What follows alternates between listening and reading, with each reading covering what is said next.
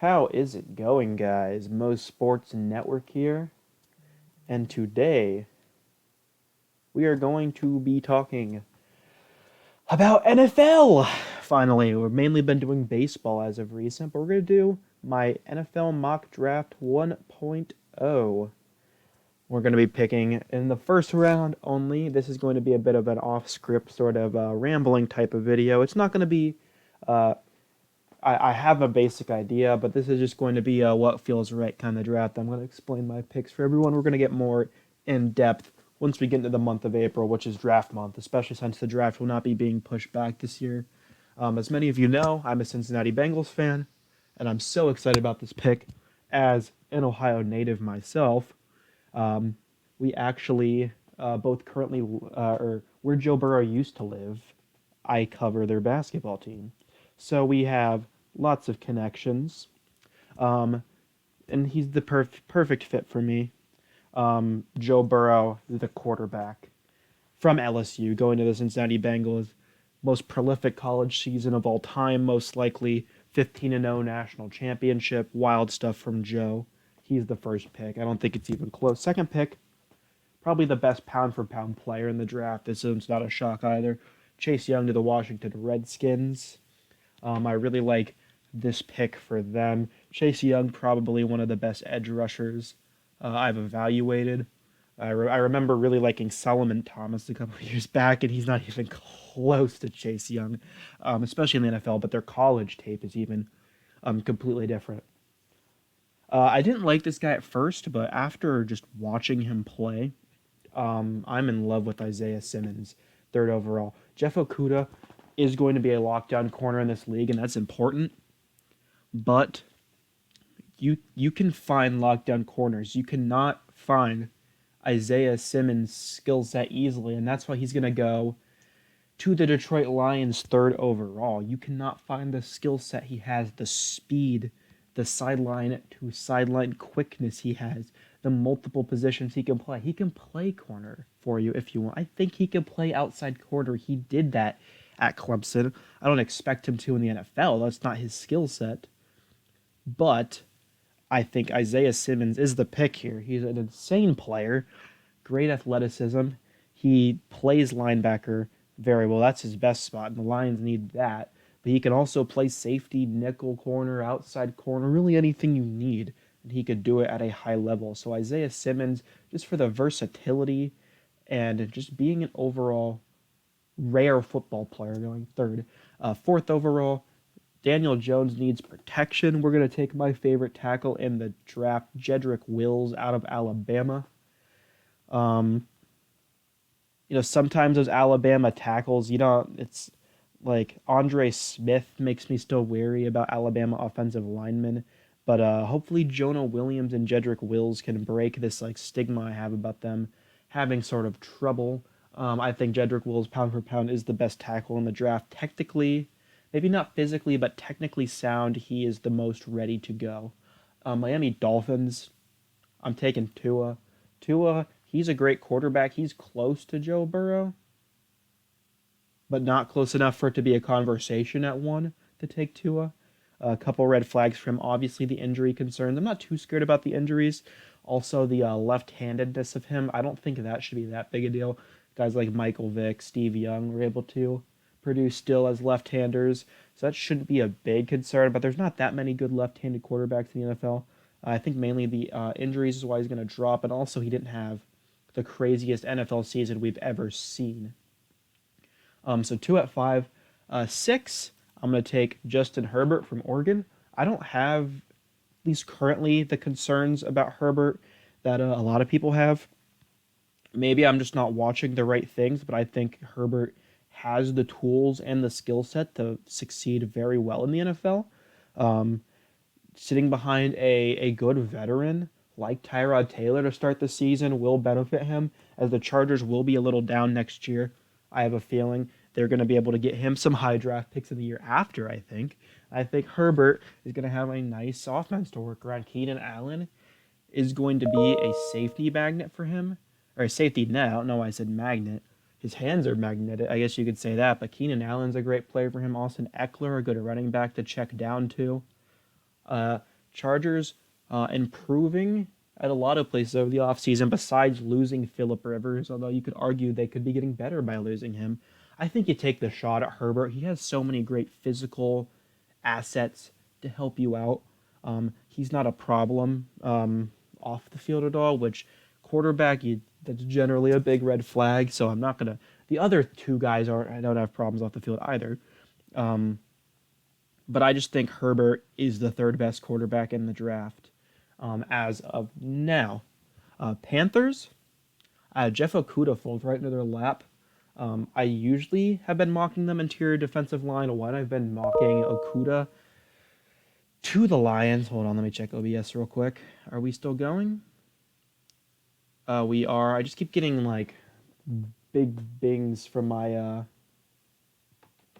headset. But we're still going. Jeff Okudah, 7th overall. He's a lockdown corner. He will be the best corner in the draft. You need a lockdown corner. Panthers need a lot of things right now. They need a quarterback, although Teddy Bridgewater, he's good. We'll see how he can do when the keys are completely his own. He has Christian McCaffrey to work with, DJ Moore, Curtis Samuel, some good offensive weapons, and then defense needs to be reworked a little bit. No linebacker worth taking without Luke Kuechly. Defensive line, yeah, Brian Burns rushing the edge. Without James Bradbury, I think Okudah is the pick here at 7. No trades. I think the Cardinals, especially after robbing the Texans of DeAndre Hopkins, is a good trade up candidate for certain teams. Maybe some in the Jordan Love sweepstakes, maybe some in a receiver trying to grab one of those, particularly the Eagles, I think, are a team that could be in that running. But I'm not trading in this particular mock draft. So I think who would be best fit for the Cardinals is Tristan Wirfs. More protection for Kyler Murray. You have DJ Humphries and Marcus Gilbert there right now. But Wirfs is such a great tackle. When you lose one of them or the other, especially DJ Humphries isn't a great tackle. Wirfs is going to plug in right there. He can play most offensive line positions, I have a feeling. I wouldn't put him at center necessarily, but I think Wirfs is a great pick. Interior defensive line for the Jags, I'm taking Derek Brown. A great steal for them falling.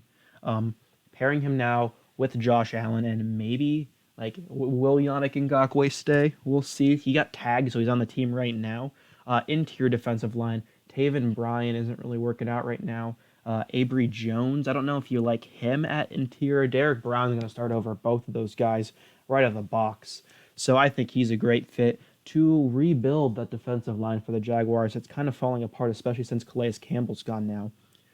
Browns, a little upset to see that Wirfs went to the Cardinals. I'm having them take Andrew Thomas. He's my next rated tackle in this draft. Browns need offensive line. They got on the right tackle side, they have Jack Conklin. And then on the left side, you don't really have anything that you like to see play left tackle. I could see the Browns going another position, but I think with Thomas and Conklin, you have your two tackles solidified for a very long time. In addition, you have Joel Bitonio and J.C. Treader, that offensive line, going from one of the worst to one of the better offensive lines in football. Good job by the Browns. They're starting. I'm never going to predict the Browns will do well until they can prove to me they can finish over 500, but I think this year is a good chance. The New York Jets, offensive tackle is a need for them, especially for Sam Darnold, but I don't like the value here at 11. Jets, another candidate to trade down. In my opinion, I'm not a big Mekhi Becton fan personally. I think he sort of came out of nowhere, and since he's a physical freak, people like him. I just think the other three tackles can play better than him. And I just think the value here for Jerry Jeudy out of Alabama is a lot better. The Jets are getting a number one wide receiver for this, especially losing Robbie Anderson. The Jets don't really have that go-to receiver for Sam Darnold. I think that if they can get him here, especially with him falling a bit, I think that's a great pick for the Jets. At number 11, I think he's a better pick than Mekhi Becton, at least here. And then you see the Raiders here, they're upset because they wanted a receiver themselves to help Derek Carr out, But I'm going to give them C.D. Lamb, my second favorite receiver in the draft. Lamb is good. He's not as good as Judy, in my opinion, but good creator. He was a safety blanket for both Kyler Murray and Jalen Hurts, two very NFL caliber quarterbacks. Kyler Murray going first overall, of course. Jalen Hurts in this draft, probably a mid-round pick. So CeeDee Lamb going here 12th to the Raiders. 49ers, this is a pick I really like here for them. I have them going Javon Kinlaw from South Carolina. They traded away DeForest Buckner because they couldn't pay him. And so they get the 13th overall pick from the Colts, and I think they get a player whose production, he's a cheaper player, and he's not going to have as big of a drop-off. And if you can replace him with a guy like Javon Kinlaw, that production on the defensive line is not really going to drop off, which means guys like Nick Bosa, like Eric Armstead, aren't going to need to do more with guys like Javon Kinlaw anchoring right there. 14th overall, I hate the value for running back here, so I don't love this pick, but I think the positional need, especially for an old player like Tom Brady, he needs protection, even though Tom Brady has that pocket presence. I'm going to go Mekhi Becton here from Louisville. I think he does have potential. He's one of the more raw of the top 4 tackle prospects. I think he's the most raw, but I think he also has the most physical gifts. So if Tampa can develop him, he could be a slam dunk pick at 14. Some people have him going as high as 4. Number 15 overall, this one's kind of been a no-brainer for Denver throughout this whole process. They need another receiver to pair with Courtland Sutton, and that's going to be Henry Ruggs. Those two are going to be a dangerous combination for Drew Lock. They also gained Melvin Gordon. Offensive line is looking pretty strong in Denver currently. That offense is trending upwards, and while the defense is sort of trending downwards with people getting up there in age, they unload Chris Harris and obtain AJ Boye. So exciting for their secondary, which they could be getting more help with later in the draft. I just think wide receiver, that's going to be a dangerous Denver offense, and they're going to be competing with the Super Bowl champion Chiefs for the top team in the division this year. I think it's Denver, and Kansas City is the race right there. This is more of a tougher pick. Atlanta, they have the pick is going to be defensive, in my opinion, since they took 2 first-round offensive linemen last year. I don't think they're going to do that again this year necessarily, especially since the value isn't there in my eyes. So I think the pick has to be either somewhere on the defensive line or corner. And where I think the most value is right now is C.J. Henderson out of Florida. Another lockdown corner. He's going to replace Desmond Trufant, who left. I don't like Kendall Sheffield starting at all at corner. I'm from Ohio, like I said, so I'm an Ohio State guy, but I'm not the biggest Kendall Sheffield believer by any means. So I'm going to have C.J. Henderson going here. Edge is another thing that you could be talking about for the Falcons. But in my opinion, I think Takk McKinley still does have some potential. I think they can rush the passer well enough. Probably in the second round is when Falcons are going to be looking for the edge rusher. Although the edge rushing class is a freaking tongue twister, is pretty weak this year, I must say. With the best guy being Chase Young. And then other than Young, who's probably the best edge rusher we've seen in years, it's going to be K'Lavon Chaisson. I don't know why I was talking about Solomon Thomas earlier. Myles Garrett's the best one I've valued in a long time. But we're going to stop going on tangents. We're going to go to the Dallas Cowboys pick. And for them, I kind of like what they have at corner. They're going to have to pay/replace some guys. Like Jordan Lewis, Chidobe Awuzie, and Anthony Brown. I know one of them just got paid recently, but they're not going to really have the money. But I also don't like the value here for Gladney or Fulton. So I'm going to bring in K'Lavon Chaisson. Tyrone Crawford had had some trouble staying on the field, so a guy to pair up next to DeMarcus Lawrence. I think the three most important positions in football: quarterback, obviously, offensive line, and then defensive line. I think corner's slowly making its way up there for me as a position I value a lot, but still, those three are the teams, players that you need to build, are the building blocks at least for your franchise. Now, Miami, they need offensive line badly, and the question is, which of these guys do I think is the most valuable at 18th overall? And that's a big thinking point. And to be honest, I don't know. So I'm going to go with the guy that a lot of people, including the Draft Network, are higher on. I'm going to go with Josh Jones. But guys like Austin Jackson, Isaiah Wilson, Matthew Pert, I think all have that upside. I'm not super big on Lucas Niang or Ezra Cleveland, or the Auburn guy. I'm not even going to try and butcher that name. He's not going in the first round. Spoiler alert. Miami needs offensive line desperately, though, so I'm going to have him go at 18 right there. Might be a little early. It's hard to differentiate between these tackles after the top four go.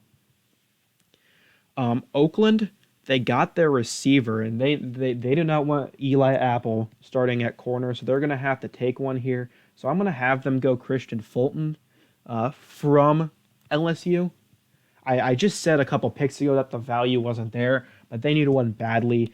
Any starting cornerback group that has Eli Apple starting is horrible. So yeah, they need cornerbacks there to help. Not an Eli Apple guy at all. Don't know how he went top 10. Jaguars at 20. They could use some secondary help themselves. I'm not going quarterback. I think they're in on the Trevor Lawrence, Justin Fields sweepstakes. Wide receiver, I don't think so. I don't think the value there yet for edge is very good. So I'm just going to have them. They're rebuilding at a lot of places. So I'm going to have them go with my best player available, and that's Xavier McKinney out of Alabama. Alabama safeties. I know I was kind of dissing on their offensive tackles earlier. Alabama safeties I like a lot. Like Eddie Jackson has been ridiculous as of late. The examples aren't necessarily coming to mind right now, but Alabama's defensive backs have a strong history. Oh, Minka Fitzpatrick. How could I forget about him?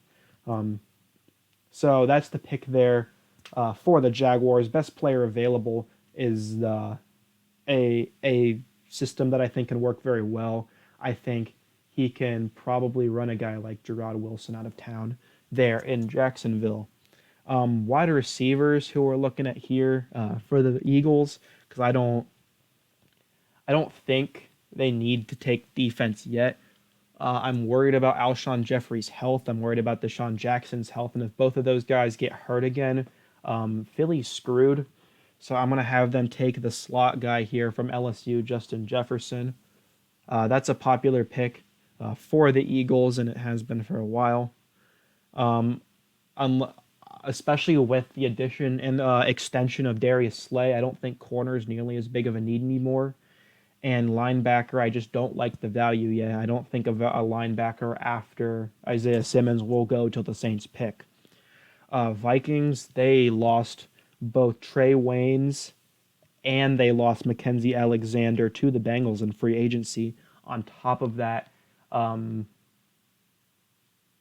what's his face? That their top corner for the longest time was released. Who am I thinking of? I keep trying to say Xavier Howard. That's not the guy. I look like a big doofus. Vikings release cornerback Xavier Rhodes. It was Zave something. They released Xavier Rhodes. So my bad there. So they need a corner badly. My next favorite is going to be Trayvon Diggs out of Alabama. Like I said, I like those Alabama defensive backs. He's going to come there and be depth for the Vikings. He's my third corner off the board right there at 20, or fourth corner. I keep forgetting Jeff Okuda's in a class of his own. He's my fourth corner off the board there at 22. Patriots, with trades, I don't think this pick will ever get to them. but they need a quarterback badly. Brian Hoyer is not the answer. He'll probably start a couple games because Jordan Love is a year away or a couple years away. He has the pieces though. I think Belichick knows what he's doing. I think he'll take Jordan Love. I think Jordan Love has a great chance to succeed in New England. I just don't want him to start right away. And I think New England is a place where he can develop well, and the league is going to be pissed because Jordan Love probably has some of the um, top upside in this draft. Linebacker, like I alluded to earlier for the Saints, I have them taking Kenneth Murray. I prefer him over Patrick Queen, although it's personal preference, really. So I like Kenneth Murray here to the Saints. Saints don't have that many needs until quarterback, but Saints are always all in. They're not going to take a quarterback. Um, so linebacker here to the Saints at 24. I think when Drew Brees retires, that quarterback's needed because Taysom Hill's not the answer. As delusional as Sean. Am I really forgetting the Saints coach name? It's not Sean McVay. That's the Rams coach. Jesus, Sean Payton. I'm an idiot. I'm losing my train of thought. This is awful. Um, so they're taking a linebacker there. Vikings at 25. I like the value for wide receiver here. They lost Stephon Diggs, so Adam Thielen's going to get uh, double teamed like a fiend next year unless they can replace him. I don't know why he's falling so hard, especially under guys like Mims, who I don't think could run more than a couple routes at the moment. And then Rager, he's really fast, but same idea. I really like T. Higgins out of Clemson. I mean, in like games against Ohio State and LSU, he was kind of locked down, and you could argue that injuries are the reason for that. But against other competition, and T. Higgins is not going to be the number one guy like he was at Clemson. He will be a number two receiver here at the moment, with Adam Thielen proving himself as a number one wide receiver. So bring in T. Higgins to be a wide receiver here for the Vikings, and I think that's a duo. He's definitely not the same receiver as Diggs, but I think he's the best receiver here. So I like that here for the Vikings. Dolphins, their biggest need, even after taking Josh Jones, is still offensive line. So I'm going to take my favorite offensive line in the draft, Cesar Ruiz from Michigan. So they shore up two of the offensive line spots in the draft this year to make sure that Tua doesn't die, because obviously there's a possibility of that happening with the how bad the offensive line is right now. We're going to go to 27, the Seahawks pick. I think edge rusher is going to be the pick here. The question is which one, because Jadeveon Clowney is gone. So my question here is the pick Yeturgros Matos or AJ Epinesa. I think Epinesa, with a team like the Seahawks who are ready to contend and win games now, Epinesa is the most sure pick for them. So I'm going to have them take AJ Epinesa from Iowa right here at 27. He is the most sure guy. And with a team trying to win the Super Bowl right now in the Seahawks in this window where they have Russell Wilson, DJ Metcalf's only getting better, I think Epinesa is the edge rusher they need to contend to get that done. The Ravens, especially with the loss of Josh Bynes in free agency, they need Patrick Queen is the guy here. They need linebacker in the worst way. Like interior offensive line, especially without Marshall Yanda, is going to be an underrated need, I think. But tackles are the biggest spot, and the Ravens have those covered. So Lamar Jackson might have a bit of drop off in production, but I think Patrick Queen will be their best linebacker by drafting him. And if you can get a day one starter at pick 28 in the draft, you do that hands down. Titans, they need defensive line help, especially with the loss of Jarrell Casey to the Broncos, actually. So another reason to get hyped for the Broncos next year. I'm pretty high on them, as you can tell. They need a defensive lineman here, in my opinion, and I don't see the value here for Neville Gallimore at interior or Ross Blacklock or Marlon Davidson or any of those guys yet. I think the value here is an edge rusher, and my guy here is Yetur Gross Matos to the Vikings or Titans. He's pretty raw to Penn State, but I think he has the upside to be the second best edge rusher in this class. He's not going to be as good as Chase Young. Everyone knows that. But I think if developed correctly, especially next to Jeffrey Simmons, another physical freak, if they get the correct defensive line coach to develop both of these guys, it's over. The Titans could have one of the best 3-4 defensive lines in the league. Packers, they need someone along with Devontae Adams, like Alan Lazard. Is he the guy? I don't think so. I don't think he's going to get things done. Is Marquez Valdez-Scantling going to be a number 2 receiver? I don't think so.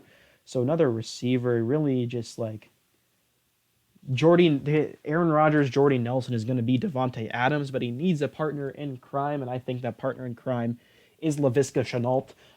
He's my next favorite receiver out of the guys here. So Laviska Shenault, 30 to help out Aaron Rodgers. I had them projected DK Metcalf last year at pick 12. DK Metcalf was my favorite receiver last year. They didn't pull the trigger on that. I think they need to pull the trigger this year. This Aaron Rodgers window is closing for the Packers, especially how sad they looked last year in the NFC Championship.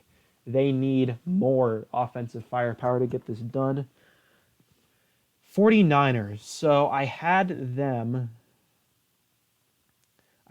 selecting Javon Kinlaw in the first round. So now the question is, do I have them going defensive back, someone to pair with Richard Sherman, or do I have them going receiver? And now looking at the receivers and the corners, just the value of both of them, that's interesting because I go back and forth. I've probably done like 5 mock drafts or so, and this is like my general consensus over the last week or so because I'm getting really into draft season watching prospects play.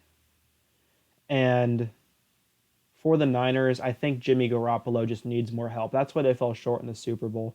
To be honest, like Mahomes is going to do Mahomes things, but you just need to score more points if you're the Niners. So I have them mocked a receiver.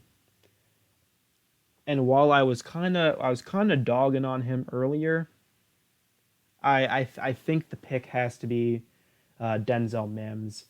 They have a bunch of short guys, and Mims is by no means like a 6'6" guy, but he's still 6'3". Their other receivers like Deebo Samuel, I don't think is quite 6 foot. Their other like Kendrick Bourne isn't quite 6 foot. I don't think Dante Pettis is the tallest guy. Neither is Marquise Goodwin. So a tall body receiver. Mims is still fast. He can get it done. If he can learn to run routes better, I think he's a slam dunk pick for the Niners here at 31. And then the final pick, I have the Chiefs. They need a cornerback. That's their biggest need. And we're just going to kind of skip past all these guys. And we're going to go with my favorite corner remaining, and that's going to be Damon Arnett from Ohio State. That's going to finalize the draft there. I love Damon Arnett. People are lower on him because he was targeted a lot last year. And so, of course, you're going to give up some receptions playing in a conference as competitive as the Big Ten.